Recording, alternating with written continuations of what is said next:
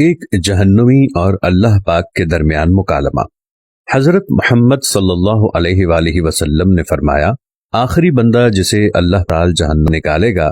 پتہ نہیں کتنے ہزار سال جہنم میں جلنے کے بعد جب باہر آئے گا تو پلٹ کر جہنم کی طرف دیکھے گا اور کہے گا، یا اللہ تیرا لاکھ لاکھ شکر ہے، تو نے مجھے اس دردناک عذاب سے نجات دلا دی۔ اسے سامنے ایک پودا نظر آئے گا تو کہے گا، اتنا عرصہ بیت گیا، نہ ٹھنڈ دیکھی، نہ رحمت دیکھی، نہ مٹھاس چکھی، نہ پانی چکھا، تو کہے گا، اللہ مجھے اس سائے کے نیچے کر دے، تیری بڑی مہربانی۔ اللہ پاک فرمائیں گے، جا وہ سایہ تجھے نصیب کر دیا۔ کچھ دیر ادھر بیٹھے گا، سستائے گا اور بار بار جہنم کی طرف دیکھے گا اور کہے گا،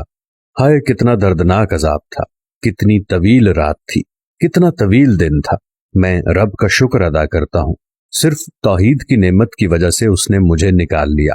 سامنے ایک اور درخت کی طرف نظر جائے گی جو اس پودے سے کافی بڑا ہوگا، تو کہے گا، اللہ تجھ سے ایک اور مطالبہ کرتا ہوں، آج کے بعد کوئی مطالبہ نہیں کروں گا، اس درخت کے سائے کے نیچے پہنچا دے، تیری بڑی مہربانی۔ اللہ تعالیٰ فرمائیں گے، پکا وعدہ کرتا ہے، اے بدبخت ساری زندگی گناہ کرتا رہا، اے نافرمان ساری زندگی میری ایک بات بھی نہ مانی، شکر نہیں کرتا کہ جہنم سے نکال دیا ہے، اب فرمائشیں کرتا ہے۔ تو کہے گا، اللہ بس یہ آخری درخواست ہے، تیری عزت کی قسم اس کے بعد کوئی مطالبہ نہیں کروں گا، بس اس درخت کے نیچے پہنچا دے۔ اللہ پاک فرمائیں گے، جا تجھے نصیب کیا۔ ایک اور بڑا درخت دیکھے گا، پھر تھوڑی دیر کے بعد کہے گا، اللہ میں دنیا میں تیری رحمت کو پہچان نہیں سکا، اب تو اپنی رحمت دکھا، بس اس درخت کے نیچے پہنچا دے، تیری بڑی مہربانی، تیری عزت کی قسم آخری مطالبہ ہے، اب کوئی مطالبہ نہیں کروں گا۔ اللہ پاک فرماتا ہے کہ اتنا بڑا نافرمان مجرم آدمی، پھر فرمائشیں شروع کر دی ہیں، شکر نہیں کرتا جہنم سے نکال دیا ہے، تو کہے گا، یا اللہ تیری عزت کی قسم بس اب نہیں کہوں گا، یہ آخری مطالبہ ہے۔ تو اللہ پاک فرمائیں گے، جا تجھے نصیب کیا۔ متعدد بار اس طرح کرے گا اور ایک درخت کے نیچے جا کر بیٹھے گا تو تھوڑی دیر بعد وہاں بیٹھنے کے بعد اسے جنت میں ایک اور مقام نظر آئے گا، اسے دیکھے گا تو حقیر ہو جائے گا، تو دل میں خیال آئے گا کہ اب اگر مانگوں گا تو کہیں اللہ دوبارہ جہنم میں نہ بھیج دیں، لہٰذا چپ کر کے بیٹھا رہا، لیکن اندر ہی اندر دل میں ابال اٹھنے لگا کہ مانگوں، لیکن ڈر سے مانگے گا نہیں، کہ کتنی دفعہ قسمیں کھائیں، توڑ دیں کہ کہیں اللہ دوبارہ جہنم میں نہ بھیج دے، چپ کر کے بیٹھا رہے گا۔ اب اللہ تو اندر کے بھید بھی جانتا ہے۔ تھوڑی دیر بعد اللہ پاک کہیں گے، مانگتے کیوں نہیں ہو، مانگ کیوں نہیں رہے مجھ سے؟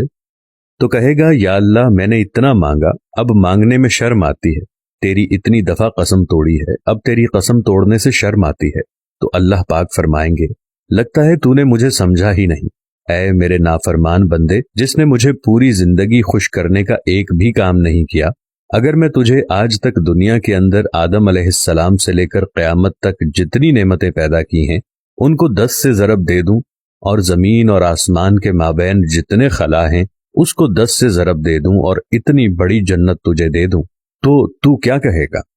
تو اس بندے کے منہ سے بے اختیار نکل پڑے گا، یا اللہ میں اتنا گنہگار ہوں اور تو رب ہو کر مجھ سے مذاق تو نہیں کر رہا۔ تو حدیث میں آتا ہے کہ اللہ رب العزت اس کے جواب میں مسکرا پڑیں گے اور اس سے راضی ہو جائیں گے اور فرمائیں گے، مذاق نہیں کر رہا، جا تجھے میں نے اتنی بڑی جنت عطا کر دی۔